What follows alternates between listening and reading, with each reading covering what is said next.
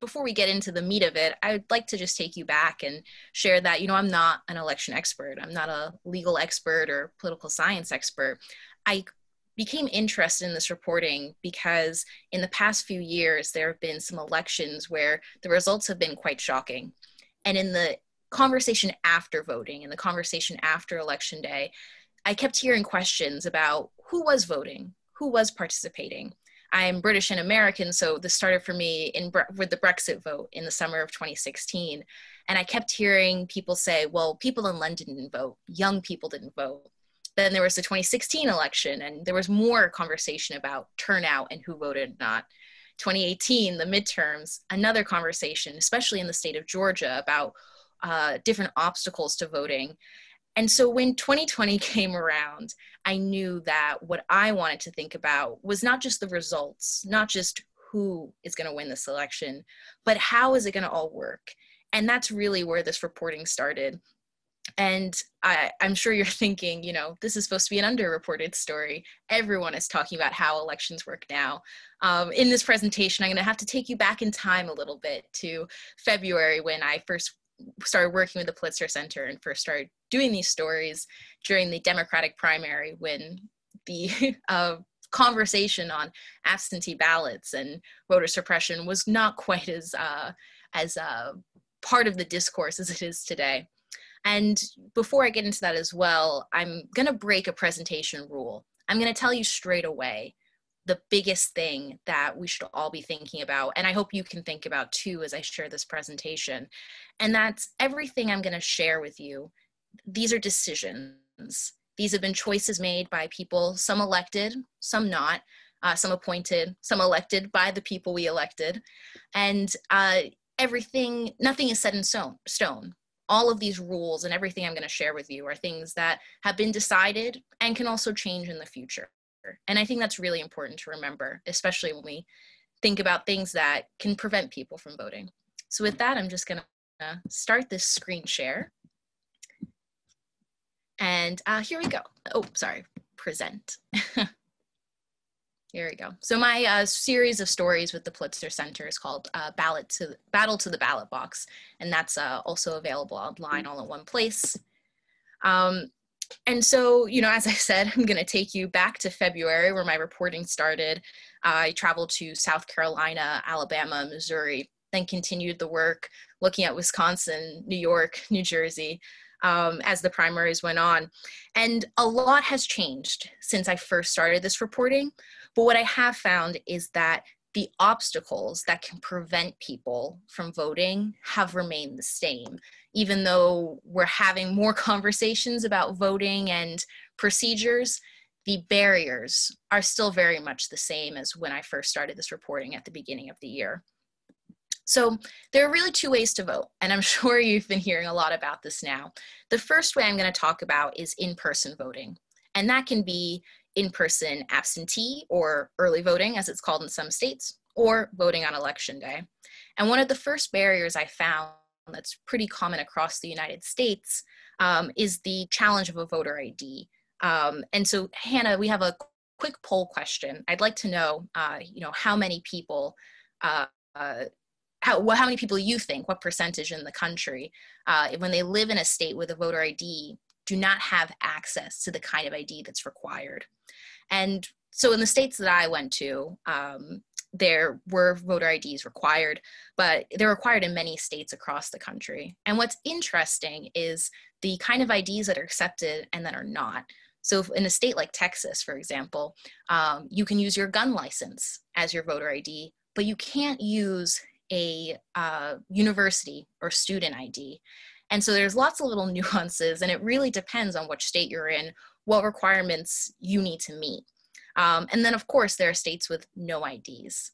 And a lot of us might be thinking, it's just a voter ID. Go down to the DMV, get your driver's license or non-driver's license or whatever it may be. But really, this is a much bigger obstacle for people than we would think. Think specifically, during the pandemic, your DMV or, local public office where you could get an ID probably wasn't open. So if you turned 18 and were planning to register and get your ID processed during this pandemic ahead of the election, that was definitely a stumbling block. And if we look a little bit broader beyond this year and the pandemic closing things down, if you were born in a very rural area or a segregated part of the country, not that long ago, you might not have been able to have access to a birth certificate. You might not have been born in a hospital where you'd had that documentation that some of us might take for granted as we, go to register and fill out our paperwork for driver's license, passport, whatever it might be. So we can end this poll now, take you out of suspense. The correct answer is 11%. So about 11% of people that live in a state with a strict voter ID law cannot meet that requirement on their own. Another issue that can happen when people are doing in-person voting, which is, as I said, early or on election day itself. This year more so, we're seeing a lot of early voting. And that's the long lines. This is just a photo from South Carolina for my reporting trip. But I'm sure you're seeing many more contemporary photos of this today, whether it's in Georgia or New York or really many places across the country. And the problem with long lines, although it can seem positive because you think, oh, look at all these people excited to vote. The problem with long lines is there are several, really. The first is if you can't afford to wait in line, that can be disenfranchising. We're seeing stories, I'm in New Jersey right now, so I'm looking a lot at New York City, stories of people waiting 3-4 hours longer in all parts of New York City to cast their ballots. And some people cannot afford to wait. And in addition, with the exposure to COVID, you might not want to be waiting in such a long line like that with so many people. And the issue there, the same way with an ID, every state chooses which IDs they will and won't accept. It's really a planning issue. Are the elected officials running these elections planning to have enough machines, enough volunteers? Are they thinking about how many voting sites per voter they're allocating throughout every state and every place? And when those decisions aren't being considered fully, especially when there's going to be a high turnout election like this year, it can leave people out, people that can't afford to wait. And we know from many studies in different states and even on a county level across the country that the voters of color, people that live in communities that are majority minority communities, they're usually the ones hit the most by the low number of the low number of polling places. And the first place we saw this at an extreme level during the pandemic, if you remember in April, Wisconsin decided not to delay its primary. And in the city of Milwaukee, Milwaukee and the greater Milwaukee area, they used to have 180 polling sites on their primary election day in April. They were down to 5. Then the other way of voting, which I'm sure you've heard a lot about as well, is by mail. Sometimes called absentee voting, early by mail voting. It goes by several names depending on where you are.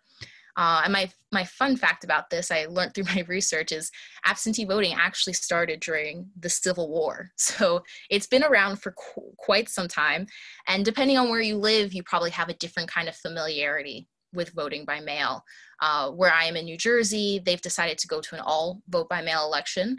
But if you live in 5 states in the US, including Utah, Colorado, Oregon, Washington, California is in transition, then you're probably used to their universal vote by mail systems, where every election you just get your ballot mailed to you and you mail it back when you can ahead of election day.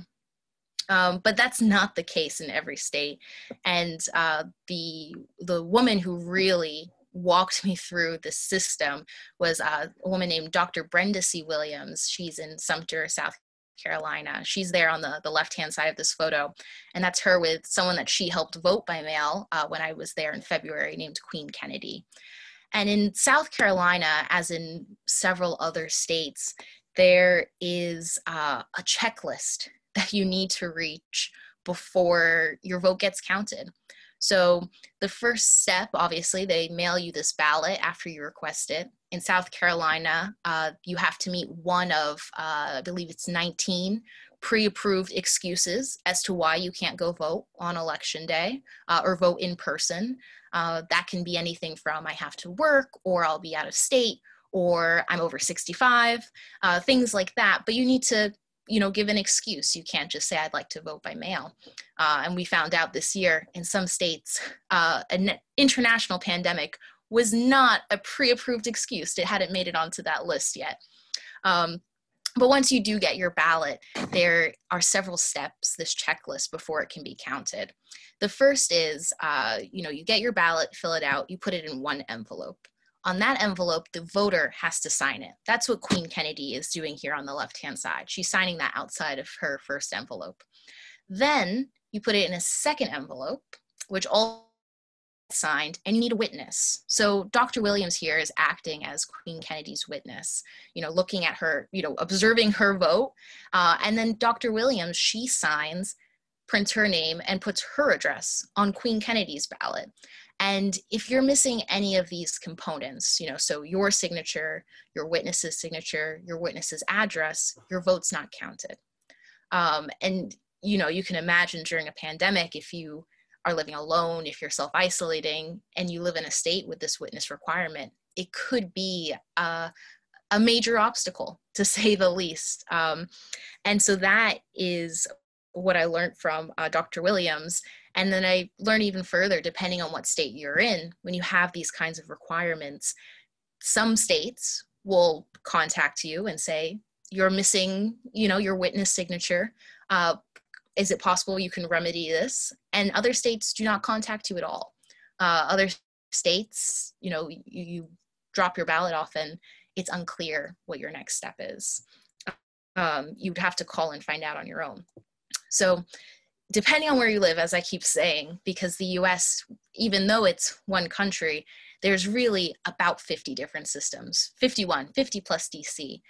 For how your ballot is counted. So this is just one example of how ballots received by mail are authenticated. First, some states you compare the signature on the ballot to a signature on file. Other states, it just has to be signed. And then as I talked about South Carolina, it's the voter signature as well as a witness signature. In a couple of states, you need a notary. In a couple of other states, you need to mail back that ballot along with a photocopy of your voter ID, which we can imagine during a pandemic as well. If you don't have a printer, photocopier, you live alone, can be quite difficult. Some states do have online tracking systems, and I believe this map may be expanded upon now because of litigation that's pushed other states to respond to these unique conditions. But this is just an example of states that have systems where you can check your ballot through the system when it gets mailed to you, when it arrives to you, when you mail it back, and then when it's fully counted. And so another point about absentee ballots is when it gets counted, of course. And this is being really closely debated now, especially as we get close to counting. So I want to throw out another poll question, which is, do you think we will have the presidential election results on election night this year? And so I'll leave you to ponder that. But what it comes down to then is another administrative choice about when ballots can be counted and when they can be opened even, when they can start being processed. So think back to that double envelope system, which is pretty common in every state, depending on signatures change, but that double envelope system is pretty common. The states on the left-hand side of this graph are allowed to open those first envelopes and flatten out the ballots so they can go through counting machines as soon as they receive the ballot. The states in the middle column have a system where on a certain day, they're allowed to start opening those ballots, flatten them out, prep them for counting. They also have to be sorted by county and things like that, because of course we're not just voting on the presidency, voting on other down ballot races. And then these four states on the right-hand side, they are not allowed to touch the ballots that come in until election day. The states in orange are the key battleground swing states in this election. And you'll notice that two quite important ones, at least in terms of the Electoral College math, Pennsylvania and Wisconsin, are in this right-hand column. So, you know, on election night, we might have results from the states that are used to voting by mail, the universal vote by mail states, the states that have done a good hybrid transition of in-person and absentee mail-in ballots, but have been able to process those mail-in ballots ahead of time. Pennsylvania, Wisconsin, Alabama, Mississippi are not going to be in that group. And we're thinking Pennsylvania and Wisconsin, they will probably have a higher vote by mail rate than they usually do. So that's something that can delay results. So I'll put that still in the chat. There's some yes, there's mostly no, and a couple of maybe. My answer on this, based on the interviews I've done with litigation experts, people at the ACLU, the Brennan Center, other professors, and just conversations with local election officials in different states, is a definite maybe. We'll really have to see. I mean, if it's a landslide election in either direction for the presidential election, we might know. But there's also many scenarios where we might not. And ask, if you're a younger student on this call, ask your parents about 2000. A professor that I spoke to, I won't go into too much detail of the 2000 election, but essentially one state, Florida, held up the results for the whole country because of certain decisions made about ballots and recounting. And one professor I talked to suggested that we really have to think, you know, have we made elections better since 2000, since 20 years ago in the US? Are we running them better? Are we making these choices better? And if we just look at this chart, there's still a couple of states that might be delaying our election results. One lawyer I spoke to at an organization called Common Cause said you can imagine 5 states delaying our election results right after this election. So in 2000 it was just 1. Now it might be 5 or more, but we won't know until election night to be sure.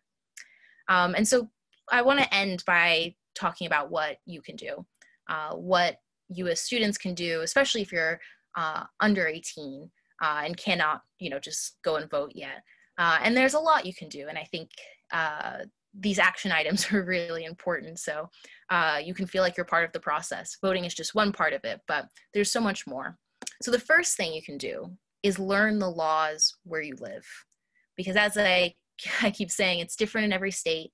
Sometimes it can even differ by what county you live in, if you live in a state that has a very decentralized election system. And just being aware of the laws, being aware of the requirements and what is being asked of you and your fellow voters is very helpful. And then you should share what you learn with friends and with family members, you know, especially during this time when there's more people voting there are more people voting in different ways, people voting by mail for the first time or voting early for the first time.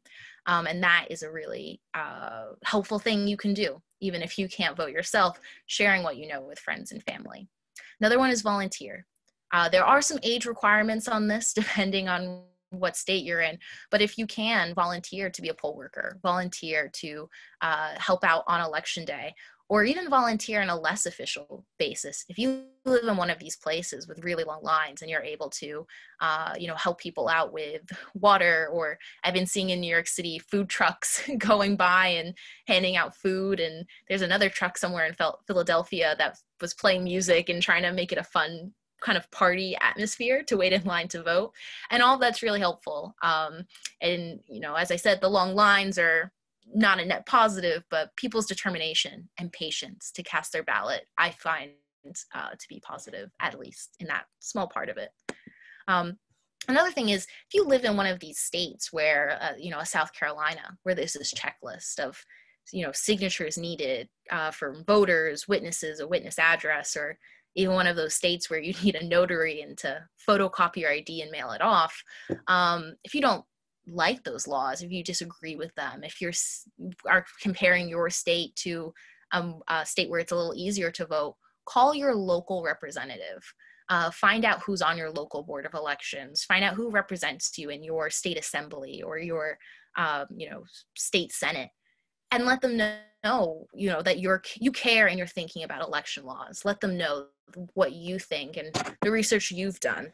And if if you want to take it a step further from just talking to your local representatives, find an organization in your area that is advocating for change. I'm sure no matter where you are, there definitely is one. I'm certain there's a Dr. Williams, who is just an individual organizer in every state in the country, who just I haven't met yet. But there are also larger organizations, your local ACLU chapter or other grassroots organizations, nonprofits, that can help you if this is something you care about, want to make fairer in the place where you live. And for this election, a little more specifically, this is something I'll be doing in a certain more journalistic matter, but I think everyone can do this. And it's something I also learned from Dr. Williams in Sumter, South Carolina. And that's write letters after this election to ask how many votes were not counted and why not. This is especially interesting or important if you live in a state that's more restrictive, one with more of these conditions for mail-in ballots. It's your right, and you can definitely go and ask your county or state election official how many mail-in ballots weren't counted this year, and itemize it by the reasons. Were there 100 ballots missing a witness signature? Were there 500 missing a voter signature?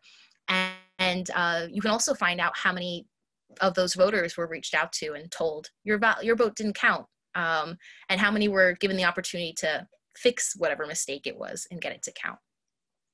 So with that, I know I threw a lot of information at everyone. And so now I'm happy to take questions. Thank you so much for listening. Thank you. That was really awesome.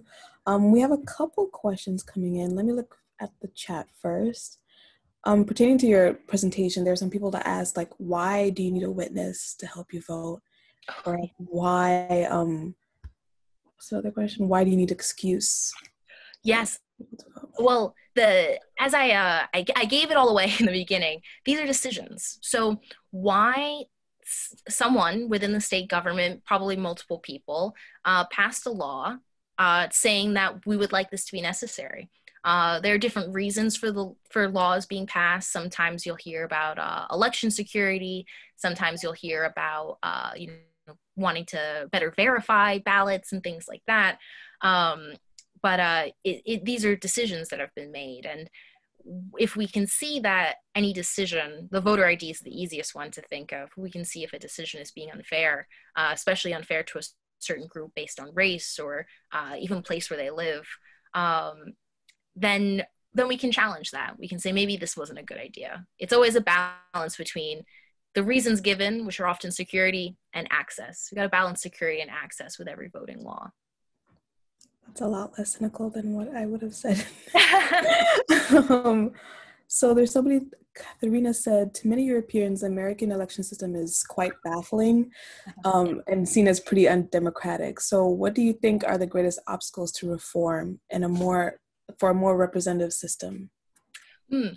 That is a really interesting question. I'm gonna there are many ways that could be answered in terms of how democratic the US system is, how representative it is. But the way I'll answer it is strictly on voting laws. And so with that, the United States is a huge country. It's about the size of Europe. And so, if you think how many, in Europe, yes, you all vote in the European parliamentary elections, for example. Every state has their own, every country within Europe has their own system for how they do that. The United States is very similar in that there's 50 states plus DC, 51, different systems that contribute to this larger election. And sometimes it can be good that every state makes its own rules. So for example, if you look at the US right now, there are wildfires on the West Coast, mostly affecting California, Oregon, Washington. There are all of these hurricanes in the Southeast, Texas, Florida, even going from Florida up to like North Carolina sometimes.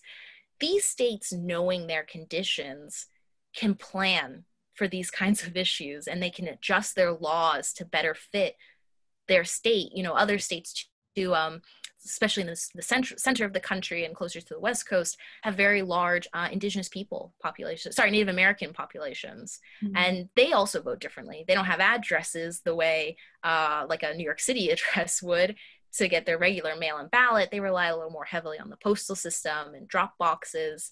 And so every state can adjust for that.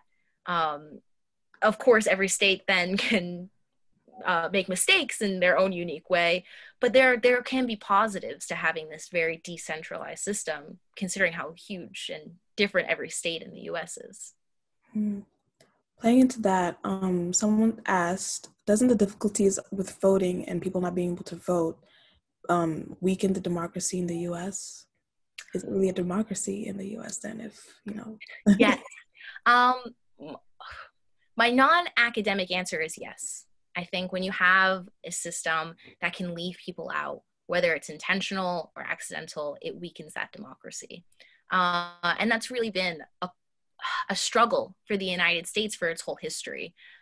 These voting laws, such as voter ID laws or witness signatures, they are just the most recent iteration of laws that can prevent people from voting.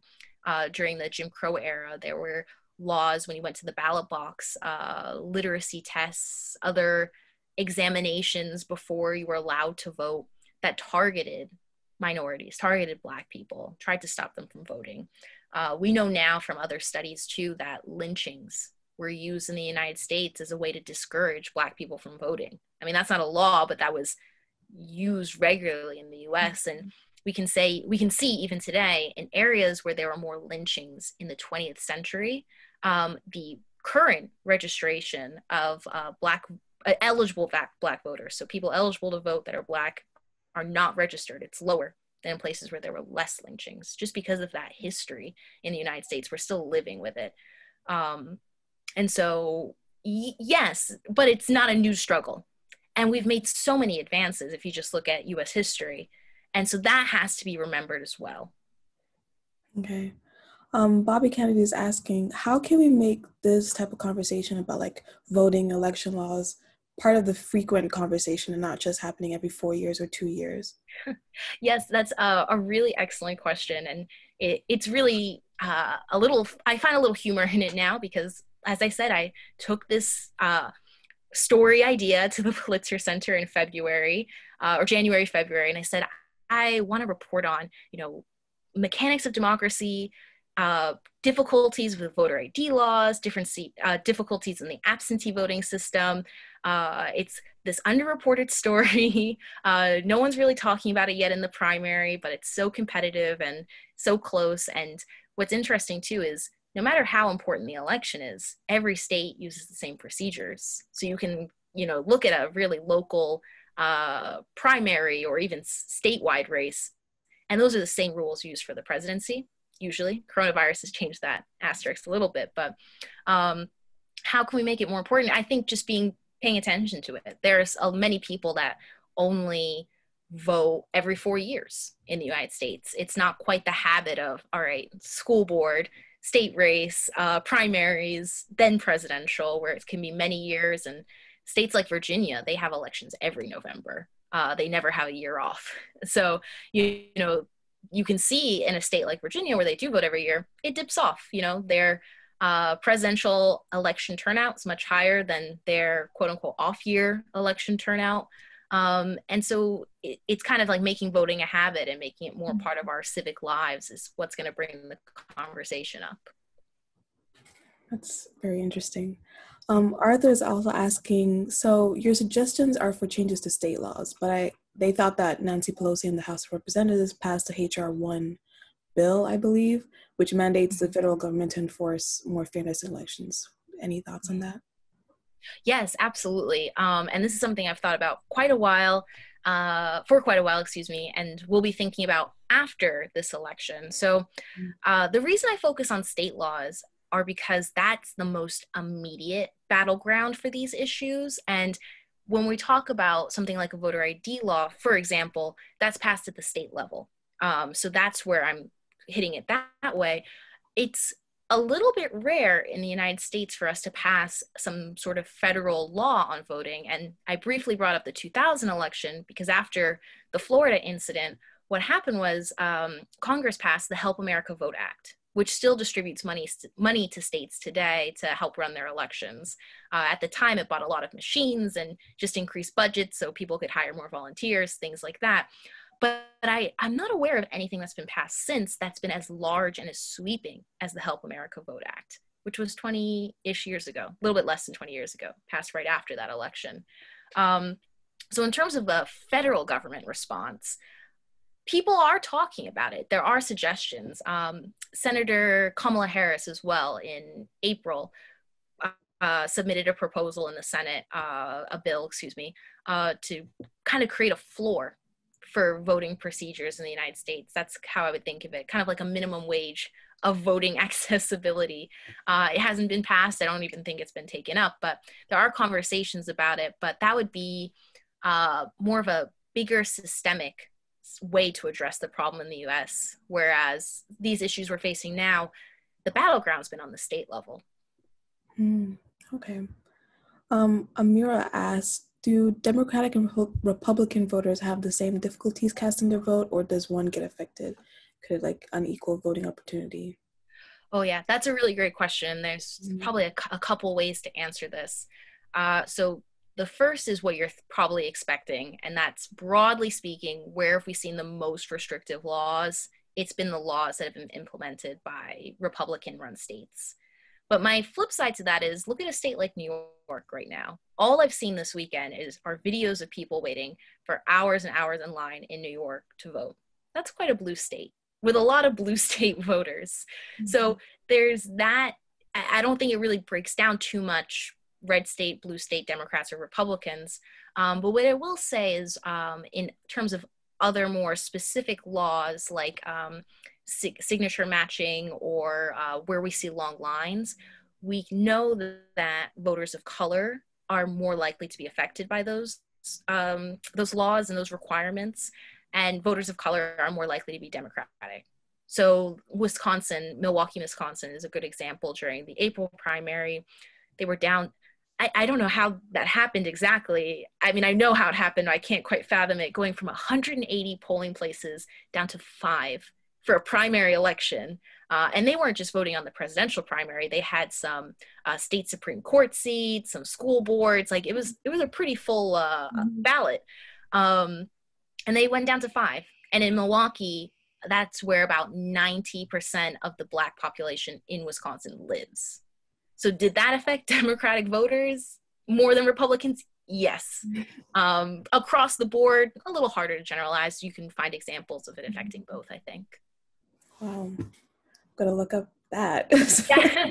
I just read a story about it on the American Prospect website. Hey, so now you guys know where to go. Another question by Leanne. I hope I'm pronouncing your name right. Is the American election in general more important on an international scale? If yes, why? Oh, wow, that's a really great question. Personally, I do think it is a little more important, just because of the role the U.S. plays in international politics. And I say this as a very proud British American.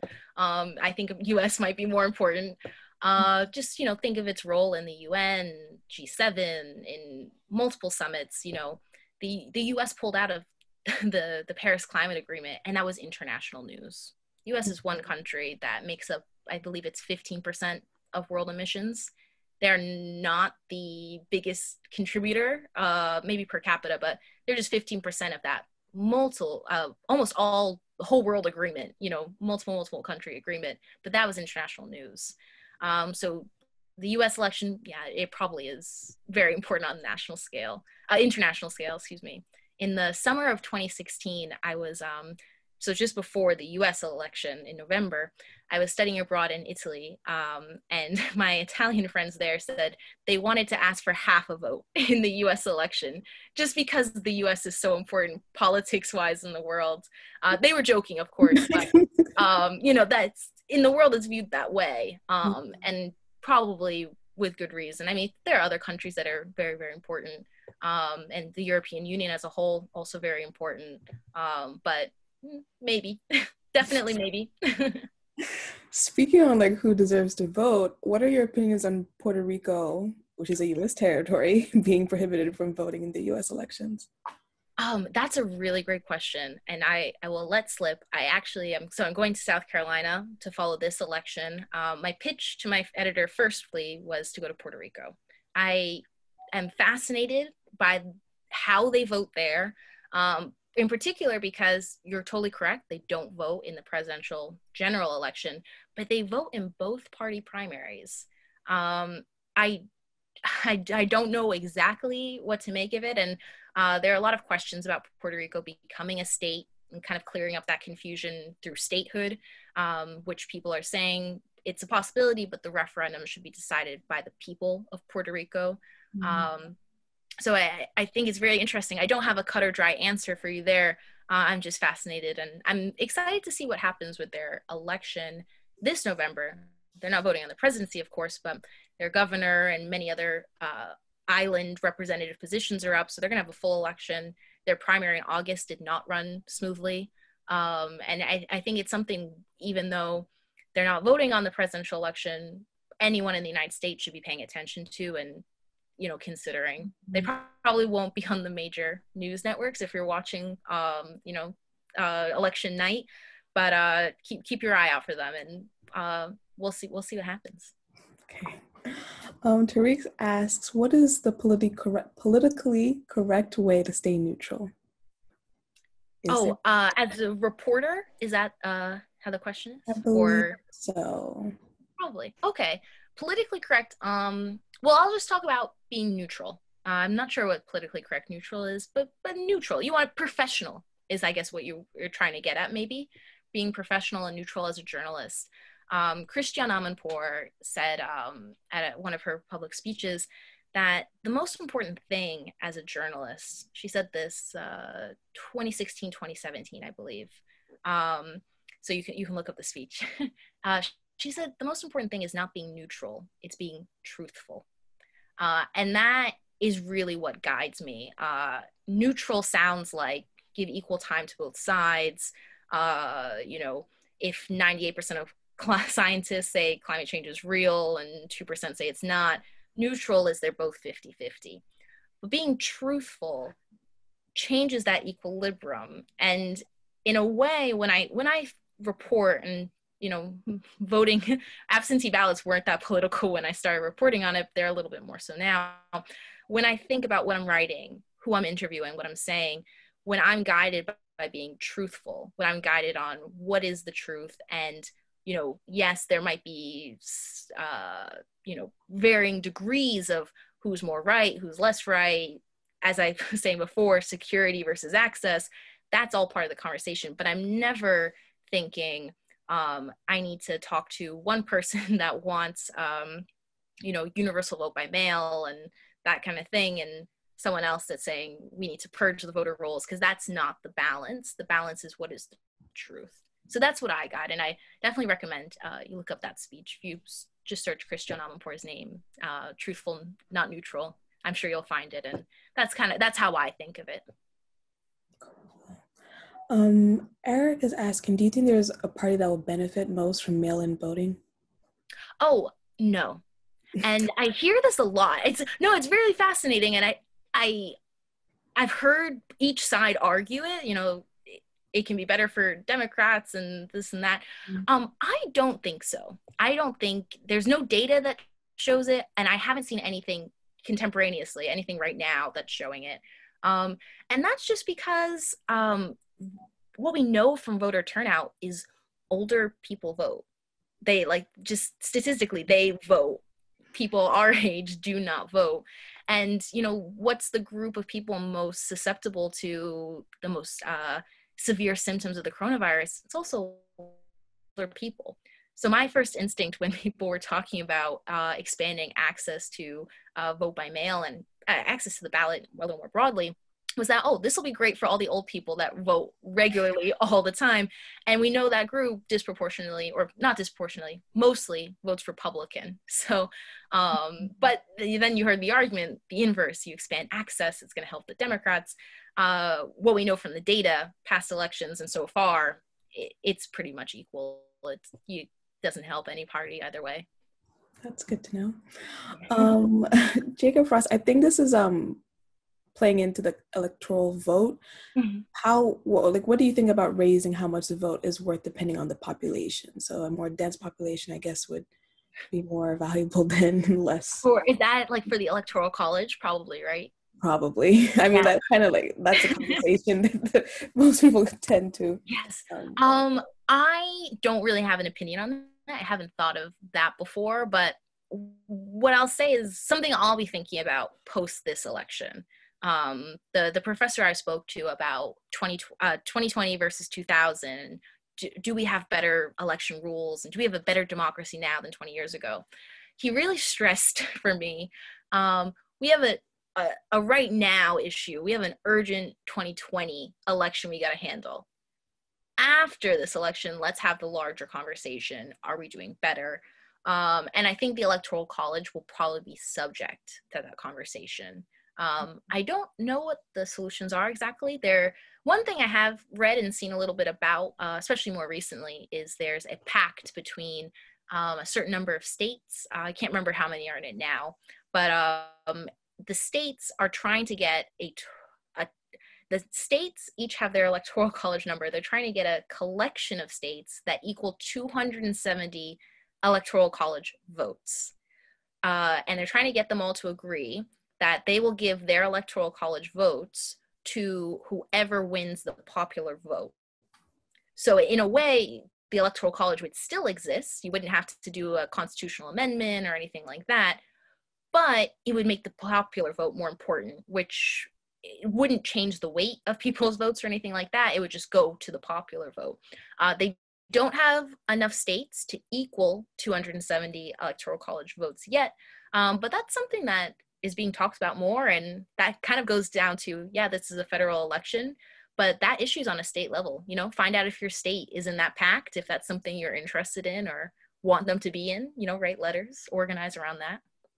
But yeah, I'm not sure. Your specific thing I haven't thought of, but it will be talked about after this election, I'm sure, no matter who wins.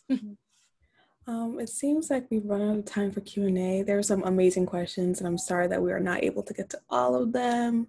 But thank you so much, Brittany. Those were amazing answers, a lot of gems and resources. Thank you so much, and it was my pleasure. Thank you so much, everyone, for attending and asking questions, being engaged. Yeah. Well, thank you so much to Brittany for sharing all of this information with us, Amanda for moderating, and all of you for your fabulous questions. I am going to turn it back to Brittany in a moment for any final thoughts that you want to leave us with, or big takeaways that you want to throw our way. But I told you all that we were going to close out by thinking about some of those action steps that Brittany proposed.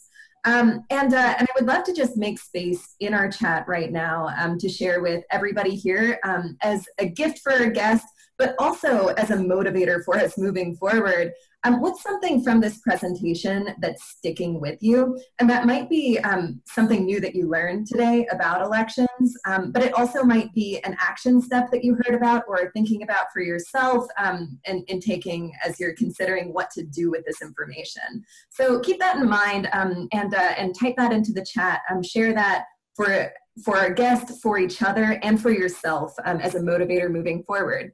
And I want to share with you a couple of upcoming opportunities for spreading your voice about the issues that you care about a little bit more. So for the educators on the line, you can find lesson plans on Brittany's reporting on our website if you want to dig a little bit more deeply into these voter suppression issues in U.S. elections. I also want to let you know, Brittany's mentioned a couple times the value of reaching out to your local representatives. Those local representatives being many different people, maybe the people on your election boards, maybe the people in your state senate, maybe your congressional representatives.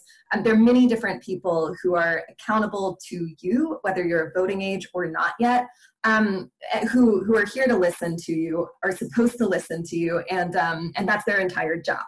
So I want you to think about entering our local Letters for Global Change writing contest this year. You have about 2 weeks if you'd like to do that. You could use Brittany's reporting or reporting on any other global issue that you care about. And our challenge for you is to think about, what is an issue that is important to you? How can you make a connection between that issue and what's happening in your local community right now? And thirdly, what is a solution to that problem? What's an action step that you want your local representative to take right now to make people's lives better? So you're going to use that 3-paragraph structure to craft a letter that you will send to your local representative. Again, that could be any one of those people who is focused on the kind of issue that you care about.